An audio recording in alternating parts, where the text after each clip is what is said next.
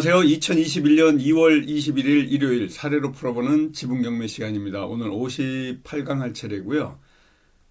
이제 봄 소식이 오는 것 같이 오늘 기온도 높고 화창하고 봄이 금방 올 것 같은 날씨입니다. 얼마 전까지만 해도 눈도 많이 오고요. 기온이 아주 극강하해가지고 추운 겨울 날씨가 계속됐었는데 오랜만에 봄이 금방 올 것 같은 이러한 화창한 날씨입니다.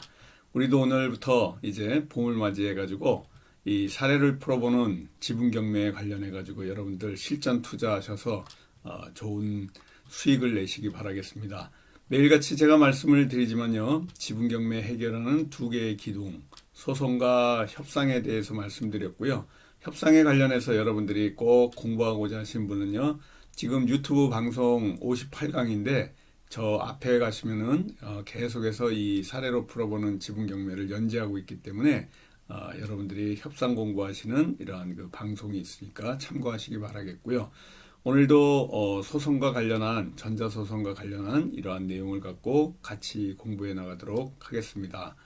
자, 오늘 우리가 공부할 부분인데요. 전자소송에서 지난주에 우리 공부한 부분입니다. 부당이득금 반환 청구 소송 이제 할 차례인데요.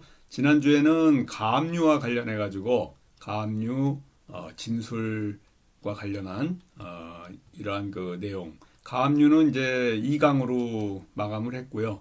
이제 이 부당이득금 반환 청구 소송, 가압류, 부동산 가압류와 관련된 본안 소송과 관련된 부당이득금 반환 청구의 소에 관련해서 말씀을 드리도록 하겠습니다. 지난번에 잠깐 말씀을 드렸지만요, 다시 복습하는 차원에서 한 번 더 말씀을 드리도록 하겠습니다. 빨리 진행을 할게요. 전자소송이든 종이로 하던 소송, 종이로 한다는 것은 결국 법원의 소장을 직접 가서 접수하든지 이 등기를 통해 가지고 오프라인으로 하는 방법입니다. 근데 지금 이제 그 전자소송, 대법원 전자소송을 통해 가지고요, 여러분들이 종이로도 쓰지 않아도 되고 인터넷을 통해 가지고 법원에 접수하는, 소장을 접수하는 방법이 이제 전자소송입니다. 전자소송을 통해서 하시면요, 굉장히 수월하고 인지도 10% 저감되기 때문에 여러분들 그 비용도 적게 들고 또 송달료도 들지 않으면서 빨리 진행하는 거고요. 결국 전자소송을 하시더라도 결국 법원에 출석은 해야 됩니다. 어떤 분들은 안 해보시기 때문에 저한테 물어보는 경우가 있어요. 전자소송을 해도 이 소송 자체도 전자로 하는 거냐 이렇게 오해하시는 분이 있는데요. 전자소송을 하는 거는 서류를 제출하는 것을 인터넷을 통해 가지고 법원에 제출한다는 얘기고요. 여러분들이 변론을 하러, 재판을 하러 할 때는 그날에 꼭 참석을 하셔야 됩니다.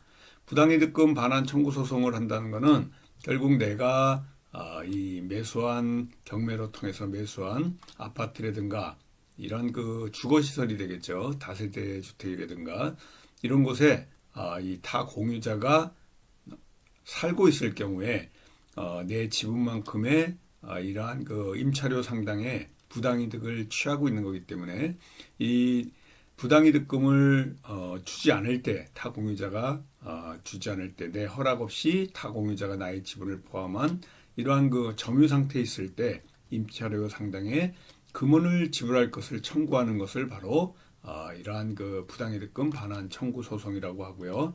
이러한 그 내용들은 전부 민법상에 있습니다. 지금 210페이지 지나면서 공부하고 있고요. 부당이득금이 되려고 그러면은 결국은 내가 지분경매에서 이 바로 우리가 진행하는 지분경매에서는 당연히 성립되는 죄송합니다. 당연히 성립되는 법리입니다. 아까도 말씀드렸지만요. 타 공유자가 나의 허락을 받지 않고 금전을 지급하지 않고 내 지분만큼 깔고 앉아서 살고 있을 때 청구하는 금액이 됩니다. 그리고 이 소송 비용 자동 계산기를 통해 가지고 여러분들은 소송에 관련된 인지와 송달료 언제든지 계산할 수 있으니까요. 이런 내용들은 따로 공부하시거나 하실 필요가 없고요. 대법원에 들어가셔서 전자소송에 들어가도 이러한 소송 비용 자동 계산기가 있고요. 대한법률구조공단에 이 소송 자동 계산기를 통해 가지고 여러분들이 계산하시면 빠른 시간 내에 수월하게 계산하실 수가 있습니다.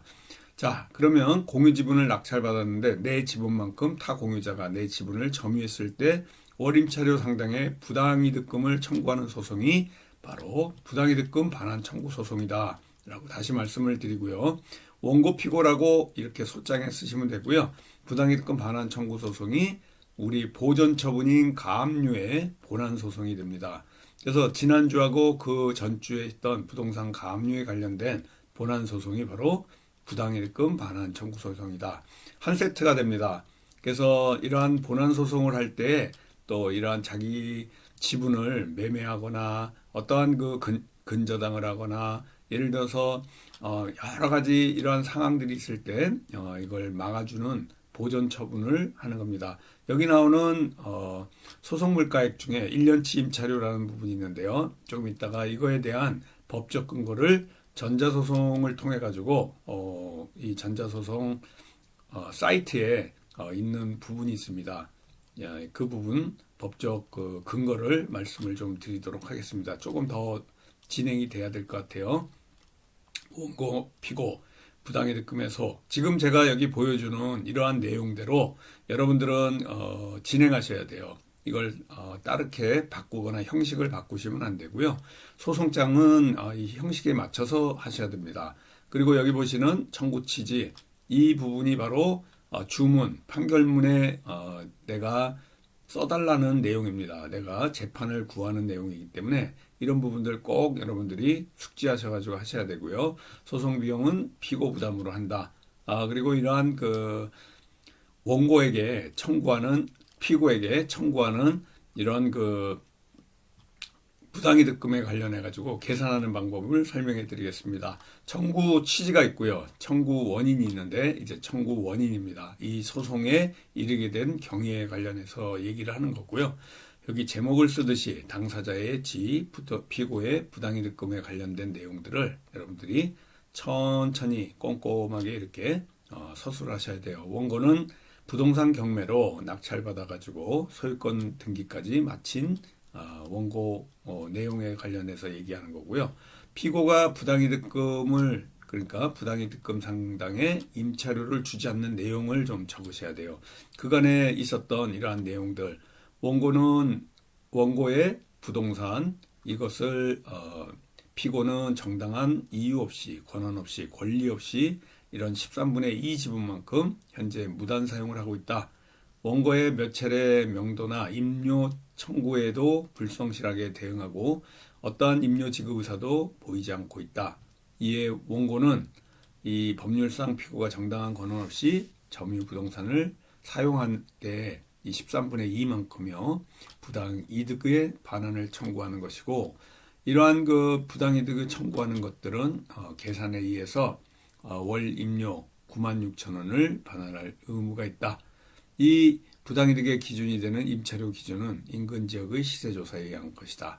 만약에 이게 이렇게 해서 냈지만 여기서 이제 다툼이 생긴다 그러면요, 이 감정을 한다든가 시가 감정을 하는 이러한 그 상황까지도 갈 수가 있습니다. 그러나 이렇게 작은 금액 같은 경우에는요, 대부분이 조정에 의해서 이렇게 그 부당이득금이 확정되는 경우가 상당히 많습니다. 그래서 첨부 서류에 여기 보시면요, 부동산 등기부 등본이라든가 임차료 청구 내역서, 또 피고의 전입세대 열람 이걸 통해 가지고 이 피고가 이 내 지분에 점유하고 있다는 사실을 증명을 해줘야 되겠죠. 그리고 부동산 전세금 시세는 네이버 같은 이러한 포털 사이트의 부동산란에서 여러분들이 죄송합니다. 부동산 전세금 시세를 여러분들이 이렇게 서치하셔가지고요, 평균값을 내가지고 이렇게 제출하시면 될 것 같습니다.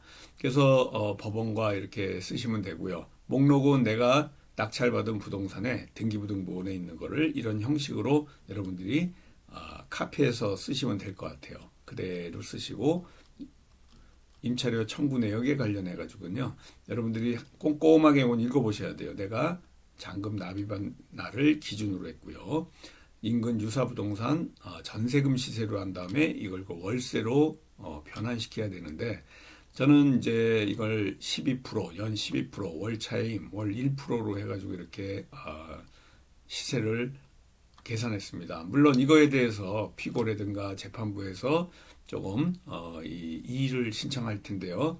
그렇게 됐을 때는 여러분들이 이제 그 시가 감정 신청을 한다든가 아니면은 조정을 신청해 가지고요. 일단은 협상에서 얘기하는 부풀려 말하기이기 때문에 일단 부풀려서 이렇게 제출을 한 다음에 조정을 하는 이러한 수순을 밟으려고 조금 부풀려서 하는 내용입니다.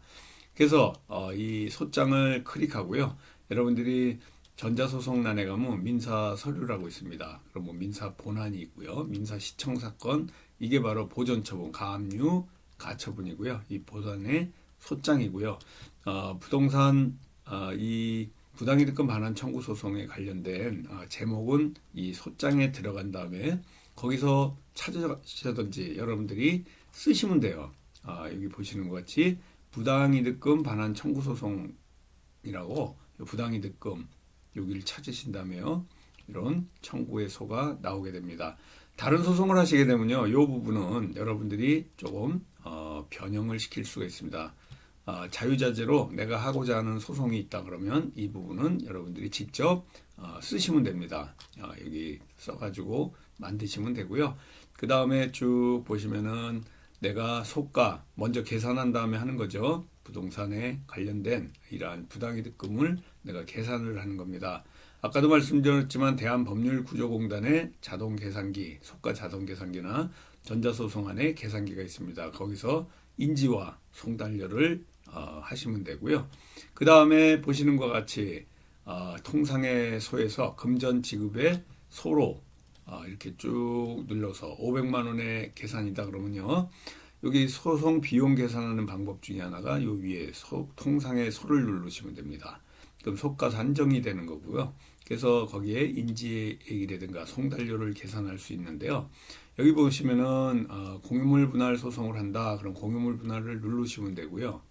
여기 보시는 것 같이 공유물 분할 소송을 할 때는 공유물 분할을 누르시면 되고 지금 금전 지급 청구의 소를 하는데 여기 보시는 것 같이 기간이 확정되지 않은 우리는 기간이 확정되지 아니한 정기금 청구의 소죠.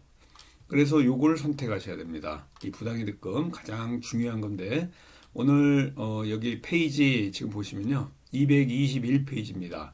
221페이지예요. 이것 때문에 재판을 하시다 보면 왜 1년치 미도래한 임차료를 청구했느냐 이런 것들을 판사님한테 질문을 받을 수가 있습니다. 그러면 법적 근거를 대셔야 되는데 금전 지급 청구의 소에 기간이 확정되지 아니한 정기금 청구의 소가 우리 부당이득금 반환 청구 소송에 해당하니까요. 이걸 선택하셔가지고 1년치 또 그리고 내가 낙찰받은 잔금과 지금 소장을 접수할 시점 예를 들어서 6개월이다. 그럼 6개월 플러스 이 기간이 확정되지 아니한 정기금 청구의 소 1년치를 여기다가 더 더해주면 되는 이러한 법적 근거를 제가 말씀드렸으니까요.